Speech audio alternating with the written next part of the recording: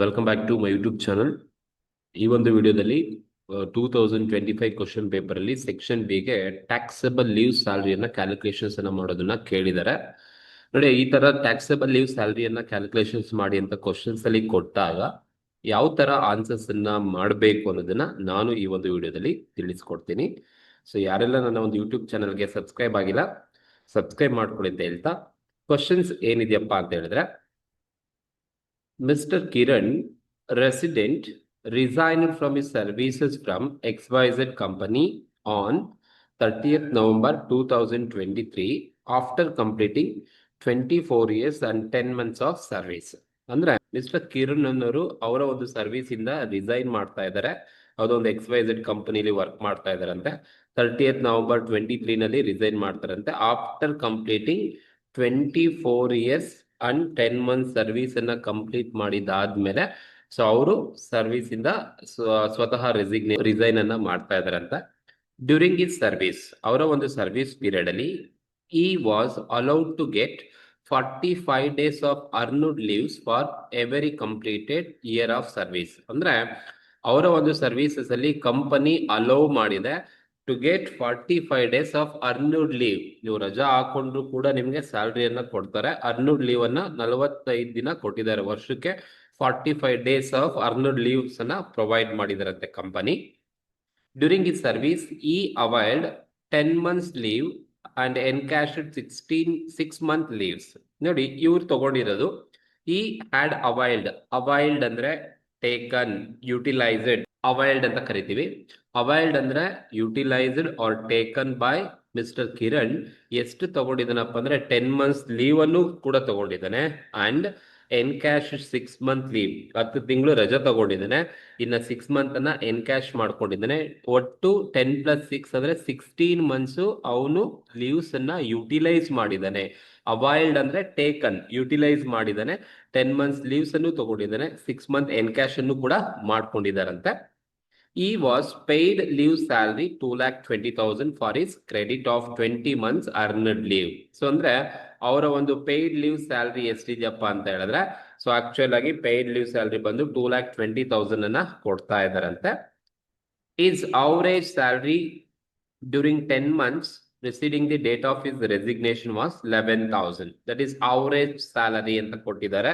11,000 average salary ಕೊಟ್ಟಿದ್ದಾರೆ. 10 months preceding the date of his resignation was rupees 11,000. This is average salary 11,000 ಕೊಟ್ಟಿದ್ದಾರೆ. Compute is taxable leave salary for the assessment year 2024-25 ಗೆ ನಾವು ಅವರ ಒಂದು taxable leave ಸ್ಯಾಲರಿಯನ್ನ calculations ಅನ್ನ ಮಾಡಬೇಕಂತೆ. Ignore alternative tax regime under section 115 BAC ನ ignore ಮಾಡಿ ಅಂತ.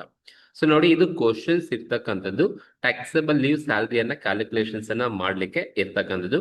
ಸೊ ಈ ತರ ಕ್ವಶನ್ ಕೊಟ್ಟಾಗ ಟ್ಯಾಕ್ಸಬಲ್ ಲೀವ್ ಸ್ಯಾಲರಿನ ನೀವು ಹೇಗ್ ಮಾಡ್ಬೇಕಪ್ಪ ಅಂತ ಹೇಳಿದ್ರೆ, ಈ ತರ ಹೆಡ್ಡಿಂಗ್ ಹಾಕೊಳ್ಳಿ, computation of taxable leave salary ಅಂತ.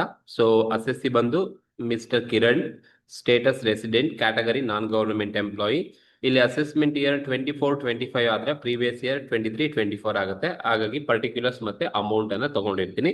ಕರೆಕ್ಟ್ ಆಗಿ ತಿಳ್ಕೊಳ್ಳಿ ಆಕ್ಚುಯಲ್ ಟ್ಯಾಕ್ಸಬಲ್ ಲೀವ್ ಸ್ಯಾಲರಿನ ಕ್ಯಾಲ್ಕುಲೇಷನ್ಸ್ ಅನ್ನ ಹೇಗ್ ಮಾಡಬೇಕು ಏನು ಎತ್ತ ಅಂತ ಹೇಳಿದ್ರೆ, ಫಸ್ಟ್ ನೀವು ಟ್ಯಾಕ್ಸಬಲ್ ಲೀವ್ ಸ್ಯಾಲರಿ ಮಾಡಬೇಕಾದ್ರೆ ಫಸ್ಟ್ ಆಕ್ಚುಯಲ್ ಲೀವ್ ಸ್ಯಾಲರಿ ನೀವು ತಗೋಬೇಕು. ಆಕ್ಚುಯಲ್ ಲೀವ್ ಸ್ಯಾಲರಿ ಎಷ್ಟು ಆಕ್ಚುಯಲ್ ಲೀವ್ ಸ್ಯಾಲರಿಯನ್ನ ಕೊಡ್ತಾ ಇದ್ದಾರೆ ಅಂತ ಹೇಳಿದ್ರೆ ಅದು ಕ್ವಶನ್ಸ್ ಅಲ್ಲೇ ಕೊಟ್ಟಿರ್ತಾರೆ, ಕರೆಕ್ಟ್ ಆಗಿ ಓದ್ಬೇಕು. ನೋಡಿ, ಇಲ್ಲಿ ಹೇಳಿದ್ದಾರೆ ಈ was paid leave salary. Actual ಆಗಿ ಅವ್ರಿಗೆ ಎಷ್ಟು ಲೀವ್ ಸ್ಯಾಲರಿಯನ್ನ ಕೊಡ್ತಾ ಇರೋದಂತೆ. ಸೊ ಈ was paid leave salary of rupees 2,20,000 ಅನ್ನ ಪೇಮೆಂಟ್ ಮಾಡ್ತಾ ಇದೀವಿ ಅಂತ ಏನ್ ಹೇಳಿದಾರಪ್ಪ. ಇದು actual leave salary 2,20,000 actual leave salary. First ನೀವು ತಗೋಬೇಕಾದ್ರೆ ಟ್ಯಾಕ್ಸಬಲ್ ಲೀವ್ ಸ್ಯಾಲರಿ ಮಾಡಬೇಕಾದ್ರೆ ಫಸ್ಟ್ ನೀವು ಆಕ್ಚುಯಲ್ ಲೀವ್ ಸ್ಯಾಲರಿನೇ ತಗೋಬೇಕು. ಆಕ್ಚುಯಲ್ ಲೀವ್ ಸ್ಯಾಲರಿ ರಿಸೀವ್ಡ್ ಎಷ್ಟು ರಿಸೀವ್ ಮಾಡ್ಕೊಂಡಿದ್ದಾರೆ ಅಂತ, ಸರಿನಾ? ಈ ಆಕ್ಚುಯಲ್ ಲೀವ್ ಸ್ಯಾಲರಿ ತಗೊಂಡಾದ್ಮೇಲೆ ಲೆಸ್ ಏನನ್ನ ಲೆಸ್ ಮಾಡ್ಬೇಕು ಅಂದ್ರೆ least of the following is exempt. Least of the following is exempt ಅನ್ನ ನೀವು ಲೆಸ್ ಮಾಡಬೇಕು. ನೋಡಿ, ಟ್ಯಾಕ್ಸಬಲ್ ಲೀವ್ ಸ್ಯಾಲರಿ ಮಾಡಬೇಕಾದ್ರೆ ಈ least of the following exempt ಅಲ್ಲಿ 4 ಪಾಯಿಂಟ್ ಬರುತ್ತೆ. ಆ 4 ಪಾಯಿಂಟ್ ಅನ್ನ ನೀವು ಕರೆಕ್ಟ್ ಆಗಿ ಗಮನಿಕೊಂಡಿರ್ಬೇಕಾಗತ್ತೆ. ಒಂದು ಫಸ್ಟ್ ಒನ್ ಬಂದು ಆ 4 ಪಾಯಿಂಟ್ ಅಲ್ಲಿ ಮೊದಲನೇದು ಏನ್ ಹೇಳುತ್ತಪ್ಪ ಅಂತ ಹೇಳಿದ್ರೆ least of the following example ಅಲ್ಲಿ ಫಸ್ಟ್ ಪಾಯಿಂಟ್ ಬಂದು actual leave salary, actual leave salary received, actual leave salary received ಅವರೇ ಕ್ವಶನ್ಸ್ ಅಲ್ಲಿ ನಾವು ಹೇಳಿದ್ದಾರೆ ಎಷ್ಟು ರಿಸೀವ್ ಮಾಡ್ತಾ ಇದೀವಿ. ಫಸ್ಟ್ ನಾವು ಆಲ್ರೆಡಿ ತಗೊಂಡಿದೀವಿ 2,20,000 ಆಕ್ಚುಯಲ್ ಲೀವ್ ಸ್ಯಾಲರಿ ರಿಸೀವ್ಡ್. ಇದು ಮೊದಲನೇ ಪಾಯಿಂಟ್ ಅನ್ನ ನೀವು ತಗೋಬೇಕು. ಸೊ ಇಲ್ಲಿ ಏನ್ ತಗೊಂಡಿರ್ತೀರ ಅದೇ ಆಕ್ಚುಯಲ್ ಲೀವ್ ಸ್ಯಾಲರಿ ಆಗಿರುತ್ತೆ. ದೆನ್ ಎರಡನೇ ಪಾಯಿಂಟ್ ಬಂದು ಎರಡನೇದೇನಪ್ಪ ಅಂತ ಹೇಳಿದ್ರೆ ಎರಡನೇ ಪಾಯಿಂಟ್ ಬಂದು leave at credit, leave at credit into average salary. ನೋಡಿ ಸೆಕೆಂಡ್ ಪಾಯಿಂಟ್ ಬಂದು leave at credit into average salary ಮಾಡಬೇಕು. ಲೀವ್ ಅಟ್ ಕ್ರೆಡಿಟ್ ಅಂದ್ರೆ ಈಗ ಅವ್ರ ಹತ್ರ ಎಷ್ಟು ಲೀವ್ಸ್ ಇದೆ ಅನ್ನೋದು ಕೊಟ್ಟಿದಾರ ಒಂದು ಸಲ ನೋಡ್ಕೊಳ್ಳಿ. ನೋಡಿ ಕ್ವಶನ್ಸ್ ಅಲ್ಲಿ ಎಷ್ಟು ಲೀವ್ ಕ್ರೆಡಿಟ್ ಇದೆ ಅವರ ಒಂದು ಅಕೌಂಟ್ ಅಲ್ಲಿ ಅಂತ ಏನಾದ್ರು ಹೇಳಿದಾರಾ? ಸೊ ಇಲ್ಲ. ಕ್ವಶನ್ಸ್ ಅಲ್ಲಿ ಹೇಳೋದು ಎಷ್ಟು ಲೀವ್ಸ್ ತಗೊಂಡಿದ್ದಾನೆ ಅಂತ ಹೇಳಿದಾನೆ. ನೋಡಿ ಅವೈಲ್ಡ್ ಅಂದ್ರೆ ಯುಟಿಲೈಸ್ ಮಾಡೋದು, ಟೇಕನ್ ಮಾಡೋದು 10 months ಅನ್ನ ಲೀವ್ ತಗೊಂಡಿದ್ದಾನೆ, 6 months ಎನ್ಕ್ಯಾಶ್ ಮಾಡ್ಕೊಂಡಿದ್ದಾನೆ, ಟೋಟಲ್ 16 months ತಗೊಂಡಿದ್ದಾನೆ. ಬಟ್ ಎಷ್ಟು ಕ್ರೆಡಿಟ್ ಇದೆ ಕೊಟ್ಟಿಲ್ಲ. ಸೊ ಯಾವಾಗ ನಿಮ್ಗೆ ಲೀವ್ ಅಟ್ ಕ್ರೆಡಿಟ್ ಕೊಟ್ಟಿಲ್ಲ ಅಂದ್ರೆ ಸೊ ನೀವು ಲೀವ್ ಅಟ್ ಕ್ರೆಡಿಟ್ ಅನ್ನ ನೀವು ಕ್ಯಾಲ್ಕುಲೇಷನ್ಸ್ ಅನ್ನ ಮಾಡ್ಕೋಬೇಕಾಗುತ್ತೆ. ಹೇಗೆ ಕ್ಯಾಲ್ಕುಲೇಷನ್ಸ್ ಅನ್ನ ಮಾಡ್ತೀರಾ ಅಂತ ಹೇಳಿದ್ರೆ ಲೀವ್ ಅಟ್ ಕ್ರೆಡಿಟ್ ಈಕ್ವಲ್ಸ್ ಯಾವ ತರ ನೀವು ಕ್ಯಾಲ್ಕುಲೇಷನ್ಸ್ ಅನ್ನ ಮಾಡ್ಕೋಬೇಕು ಅಂದ್ರೆ ಲೀವ್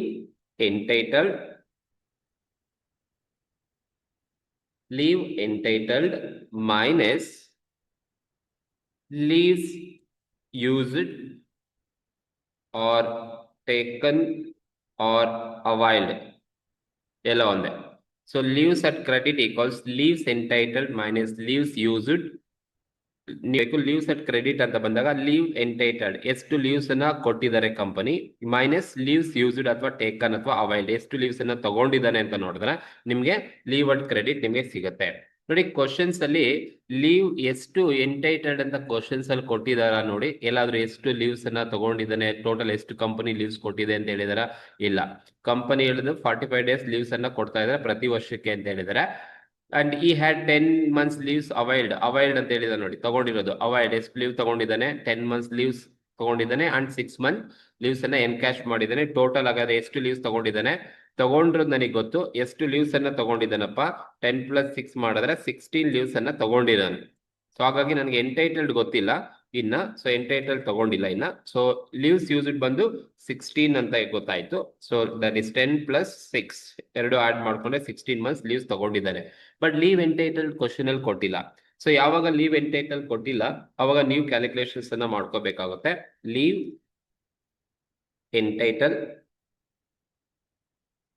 ಲೀವ್ ಎಂಟೈಟಲ್ಡ್ ಈಕ್ವಲ್ಸ್ ಯಾವ ತರ ನೀವು ಕ್ಯಾಲ್ಕುಲೇಷನ್ಸ್ ಅನ್ನ ಮಾಡಬೇಕು ಅಂದ್ರೆ leaves given by company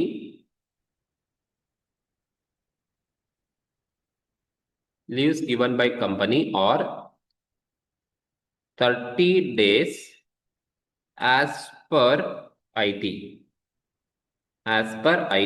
Act. ನೋಡಿ leaves given by company or 30 days of as per IT Act ಇವೆರಡರಲ್ಲಿ ಯಾವ್ದು ಕಡಿಮೆ ಇರುತ್ತೋ ಅದನ್ನ ನೀವು ತಗೋಬೇಕಾಗುತ್ತೆ. ಸೊ ಇಲ್ಲಿ ನಮಗೆ ಕ್ವಶನ್ಸ್ ಅಲ್ಲಿ ಹೇಳಿದ್ದಾರೆ ಲೀವ್ಸ್ ಗಿವನ್ ಬೈ ಕಂಪನಿ ಎಷ್ಟು ಲೀವ್ಸ್ ಅನ್ನ ಕೊಟ್ಟಿದೆ ಅಂತ ಹೇಳಿದ್ರೆ ಎಷ್ಟು ಕೊಟ್ಟಿರ್ತಕ್ಕಂಥದ್ದು 45 days ಒಂದು ವರ್ಷಕ್ಕೆ. ಇಲ್ಲಿ ಹೇಳಿದ್ದಾರೆ ಒಂದು ವರ್ಷಕ್ಕೆ he was allowed to get 45 days of earned leaves ಅನ್ನ ತಗೊಳಕ್ಕೆ ಎಲಿಜಿಬಲ್ ಇದ್ದಾನೆ. ಅದು ಫಾರ್ ಎವರಿ ಇಯರ್ ಕಂಪ್ಲೀಟೆಡ್. ಒಂದು ವರ್ಷಕ್ಕೆ ಎಷ್ಟು ದಿನ ರಜೆ ಕೊಡ್ತಾ ಇದಾರಪ್ಪ ಅರ್ನ್ಡ್ ಲೀವ್ ಬಂದು 45 days ಇದೆ. ಸೊ ಹಾಗಾಗಿ leaves given by company 45 days ಅಥವಾ ಆರ್ 45 days ಕಂಪನಿ ಕೊಟ್ಟಿರೋದು or 30 days as per company act as per IT act ನ ಪ್ರಕಾರ 30 days ಇದೆ. ಈಗ ನೋಡಿ ಲೀವ್ಸ್ ಗಿವನ್ ಕೊಟ್ಟಿರೋದು 45 days, IT ಆಕ್ಟ್ ನ ಪ್ರಕಾರ 30 days. Which ever is lower ಯಾವ್ದು ಕಡಿಮೆ ಇರೋದು 30 days ಕಡಿಮೆ ಇರ್ತಕ್ಕಂಥದ್ದು. ಹಾಗಾಗಿ ನಾವು ಏನಂತ ಟ್ರೀಟ್ ಮಾಡಬೇಕು ಅಂತ ಹೇಳಿದ್ರೆ 30 days for 1 year. 30 days for 1 yearಗೆ ನಾವು 30 days ಅಂತಾನೆ ಕನ್ಸಿಡರ್ ಮಾಡಬೇಕು. ಸೊ 30 days ಫಾರ್ 1 year ಒಂದು ವರ್ಷಕ್ಕೆ 30 ದಿನ ಲೀವ್ಸ್ ಅನ್ನ ಕೊಟ್ಟಿದ್ದಾರೆ ಅಂತ ಅರ್ಥ. ಸೊ 30 days ಫಾರ್ 1 year ಅಂತ ಹೇಳಿದ್ರೆ ಈಕ್ವಲ್ಸ್ 1 ಇಯರ್ಗೆ ಎಷ್ಟು ಮಂತ್ ರಜೆ ಸಿಗುತ್ತೆ ಅಂದ್ರೆ 30 ಡೇಸ್ ಅಂದ್ರೆ 1 ಮಂತ್ ಅಂತ ಅರ್ಥ ಆಯ್ತಾ. ಸೊ 30 ಡೇಸ್ ಫಾರ್ 1 ಇಯರ್ ಅಂತ ಹೇಳಿದ್ರೆ 30 ಡೇಸ್ ಆಗ್ತಾ ಇದೆ ಅಂದ್ರೆ 1 ಮಂತ್ ಆಗ್ತಾ ಇದೆ ಅಂತ 1 ವರ್ಷಕ್ಕೆ 1 ತಿಂಗಳು ಲೀವ್ಸ್ ಅನ್ನ ಕೊಡ್ತಾ ಇದ್ದಾರೆ ಅಂತ ಅರ್ಥ. ತಗೋಬಹುದು, 1 ವರ್ಷಕ್ಕೆ 1 ತಿಂಗಳು ಲೀವ್ಸ್ ಅನ್ನ ತಗೋಬಹುದು. ಹಾಗಾಗಿ ಕಿರಣ್ ಎಷ್ಟು ವರ್ಷ ಸರ್ವಿಸ್ ಮಾಡಿದಾನೆ ಅಂತ ಹೇಳಿದ್ರೆ Kiran completed 24 years of service ಅನ್ನ ಕಂಪ್ಲೀಟ್ ಮಾಡಿದಾನೆ ಅಂತ ಹೇಳಿದ್ರೆ 24 ಇಯರ್ಸ್ ಸರ್ವಿಸ್ ಅನ್ನ ಕಂಪ್ಲೀಟ್ ಮಾಡಿದಾನೆ ಅಂತ ಹೇಳಿದ್ರೆ ಸೊ ಎಷ್ಟು 24 ಇಯರ್ಸ್ ಸರ್ವಿಸ್ ಅನ್ನ ಕಂಪ್ಲೀಟ್ ಮಾಡಿದಾನೆ ಅಂತ ಹೇಳಿದ್ರೆ 1 ವರ್ಷಕ್ಕೆ 1 ತಿಂಗಳು ಲೀವ್ಸ್ ಅನ್ನ ಕೊಡ್ತಾ ಇದಾರೆ ಅಂದ್ರೆ 24 ಇಯರ್ಸ್ಗೆ ಎಷ್ಟು ಮಂತ್ ಆಗುತ್ತೆ 24 ಮಂತ್ ಅನ್ನ ಲೀವ್ಸ್ ಅನ್ನ ಕೊಡ್ತಾ ಇದ್ದಾರೆ. ಸೊ ಹಾಗಾಗಿ 24 ಮಂತ್ಸ್ ಏನಿದೆ ಈ 24 months leaves entitled by company entitle ಮಾಡಿರ್ತಕ್ಕಂಥದ್ದು 24 ಮಂತ್ಸ್ ಲೀವ್ಸ್ ಅನ್ನ 24 ಇಯರ್ಸ್ಗೆ ಕೊಟ್ಟಿರ್ತಕ್ಕಂಥದ್ದು. ಹಾಗಾಗಿ ಲೀವ್ ಎಂಟೈಟಲ್ ಬಂದು 24 ಮಂತ್ಸ್ ಮೈನಸ್ ಇದರಲ್ಲಿ ನೀವೇನ್ ಮಾಡಿ ಲೀವ್ಸ್ ತಗೊಂಡಿರ್ತಕ್ಕಂಥದ್ದು 16 ಮಂತ್ಸ್ ಅನ್ನ ತಗೊಂಡಿದ್ದಾನೆ. ಹಾಗಾಗಿ ಕಂಪನಿ ಅಲೋ ಮಾಡೋದು ಟೋಟಲ್ ಬಂದು 24 ಮಂತ್ಸ್ ಬಟ್ ತಗೊಂಡಿರೋದು ಬಂದು 16 ಮಂತ್ ಮಾತ್ರ ತಗೊಂಡಿದ್ದಾನೆ ಅಂದ್ರೆ ಇನ್ನ ಬ್ಯಾಲೆನ್ಸ್ 8 ಮಂತ್ಸ್ ಏನಿದೆ ಈ 8 ಮಂತ್ಸ್ ಯುಟಿಲೈಸ್ ಮಾಡಿಲ್ಲ ಅಂತ ಅರ್ಥ. ಇದು ಲೀವ್ಸ್ ಅಟ್ ಕ್ರೆಡಿಟ್ ಅಂತ ಕರಿತೀವಿ, ಅದು ಲೀವ್ಸ್ ಕ್ರೆಡಿಟ್ ಅಲ್ಲೇ ಇರುತ್ತೆ ಅಂತ ಅರ್ಥ. ಸೊ ಈ ತರ ನೀವು ಲೀವ್ಸ್ ಕೊಟ್ಟಿಲ್ಲ ಅಂತ ಬಂದಾಗ ನೀವು ಕ್ಯಾಲ್ಕುಲೇಷನ್ಸ್ ಅನ್ನ ಮಾಡಬೇಕಾಗುತ್ತೆ. ಸೊ ಲೀವ್ ಅಟ್ ಕ್ರೆಡಿಟ್ ಅಂತ ಬಂದ್ರೆ ಲೀವ್ ಎಂಟೈಟಲ್ಡ್ ಎಷ್ಟು ಮೈನಸ್ ಲೀವ್ಸ್ ಯೂಸ್ಡ್ ಎಷ್ಟು. ಇಲ್ಲಿ ಎಂಟೈಟಲ್ ಗೊತ್ತಿಲ್ಲ, ಹಾಗಾಗಿ ನಾನು ಲೀವ್ ಎಂಟೈಟಲ್ ನ ತಗೋಬೇಕಾದ್ರೆ ಲೀವ್ಸ್ ಗಿವನ್ ಬೈ ಕಂಪನಿ ಎಷ್ಟು ಕೊಡ್ತಾ ಇದೆ, ಎಷ್ಟು ದಿನ ಕೊಡ್ತಾ ಇದೆ, ಅಥವಾ 30 days as per IT act ನ ಪ್ರಕಾರ 30 ಡೇಸ್ ಇದೆ. ಅವೆರಡರಲ್ಲಿ ಯಾವ್ದು ಕಡಿಮೆ ಇರುತ್ತೆ? ಈಗ 45 ಡೇಸ್ ಕಂಪನಿ ಕೊಟ್ಟಿರೋದು, 30 ಡೇಸ್ ಐಟಿ ಆಕ್ಟ್ ನ ಪ್ರಕಾರ. ಹಾಗಾಗಿ ಐಟಿ ಆಕ್ಟ್ ಕಡಿಮೆ ಇದೆ. 30 ಡೇಸ್ ಫಾರ್ 1 ಇಯರ್ ಅಂತ ಹೇಳಿದ್ರೆ 1 ವರ್ಷಕ್ಕೆ 30 ಡೇಸ್ ಕೊಡ್ತಾರೆ ಅಂದ್ರೆ 30 ಡೇಸ್ ಈಕ್ವಲ್ಸ್ ಟು 1 ಮಂತ್ ಅಂತ ಅರ್ಥ. 1 ವರ್ಷಕ್ಕೆ 1 ತಿಂಗಳು ಲೀವ್ಸ್ ಇದೆ ಅಂತ ಹೇಳಿದ್ರೆ ಕಿರಣ್ ಕಂಪ್ಲೀಟ್ ಮಾಡೋದು 24 ಮಂತ್ಸ್.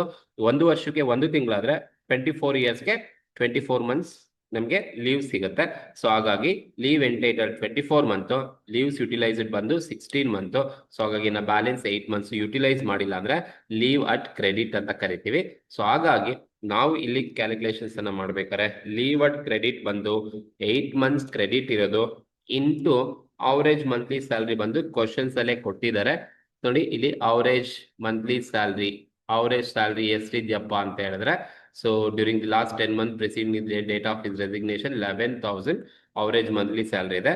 ಸೊ ಹಾಗಾಗಿ 8 ಮಂತ್ಸ್ ಇಂಟು 11,000 ಮಾಡಿದ್ರೆ 8 ಇಂಟು 11,000 ನಮಗೆ 88,000 ಸಿಗುತ್ತೆ. 88,000 ಸೆಕೆಂಡ್ ಮಂತ್ ಸಿಗುತ್ತೆ. ಇದು second point. So leave at credit into average monthly salary ತಗೋಬೇಕು. Leave at credit into average monthly salary.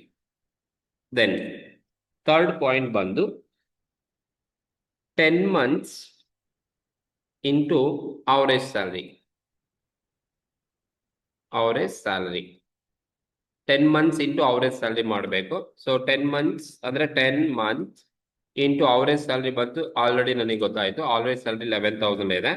11,000 third point 10 months into average ಸ್ಯಾಲ್ರಿನ ಮಾಡ್ಕೋಬೇಕಾಗುತ್ತೆ ನೀವು. ಸೊ 10 ಮಂತ್ಸ್ ಇಂಟು 11,000 ಮಾಡಿದ್ರೆ ನಿಮಗೆ 1,10,000 ಸಿಗತ್ತೆ.